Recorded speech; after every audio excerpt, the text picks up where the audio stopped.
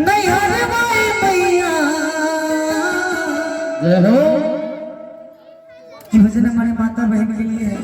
एक बार दोनों हाथ खोल के जोरदार ताली के साथ जय हो जय हो। सब कोई माता रानी से यही कामना कीजिए कि नैहर ससुराल सब दिन बनल रहे। एक बार ताली बजा करके दोनों हाथ खोल के जय हो। कि बनल रहे नैहर माई मैया, हाँ बनल रहे ससुराल। पर ताली बजा के कि ऐसा बर्बादी है मैया, ऐसा बर्बादी है मैया,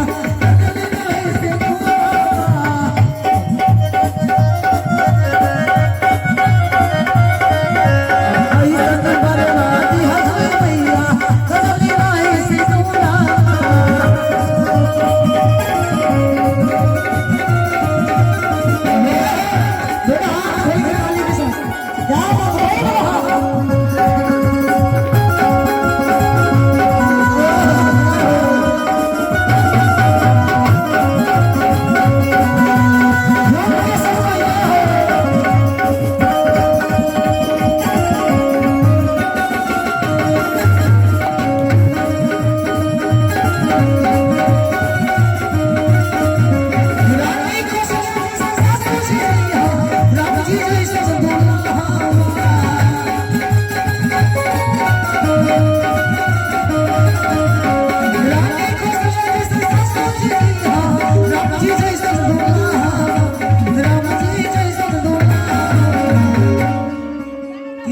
कौशल्या जैसे सासू जी दिया, राम जी जैसे दुल्हा। सब कोई चाहते हैं ना। एक बार दोनों हाथ खोल के बोली सच्ची दरबार की कि रानी कौशल्या जैसा सासू जी दिया, राम जी जैसा दुल्हा। और ताली बजा के कि ऐसा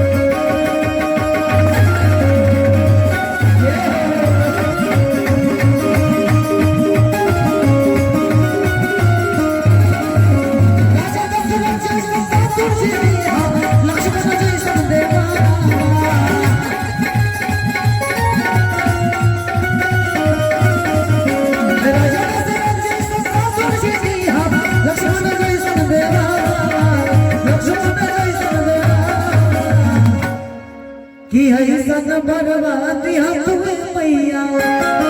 बोली सच्ची दरबार की। एक बार हमारे अंकल जी लोग ताली बजाएंगे। दोनों उठाइए दोनों हाथ। देखिए दरबार में कंजूसी नहीं करना है। दोनों हाथ खोल लीजिए सब कि राजा दशरथ जैसा ससुर जी दिया, लक्ष्मण जैसा देवाना। एक बार ताली बजा के बोली सच्चे दरबार की। हाय ऐसा बर्बादी है मैया, ऐसा बर्बादी है